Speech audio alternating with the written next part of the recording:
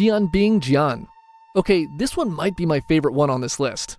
The Tianbingjian, or Heavenly Soldier Arrow, was a weapon used in ancient China that was essentially a kite loaded with rockets and bombs. The Tianbingjian was a huge war kite that measured around 9 feet by 4 feet, made of straw and wood. It would be loaded with a rocket pod that contained 100 rocket arrows and a few dozen bombs. The rocket arrows were essentially normal arrows with a bottle rocket strapped to it. When lit, they would fly toward their target at insane speeds.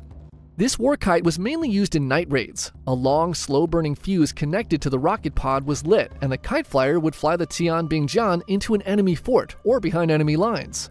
The goal was to get the kite in position near the sleeping enemy before the fuse reached the rocket pod. Because the kite was flown at night using nothing but the wind, it was silent and could enter into enemy territory completely undetected.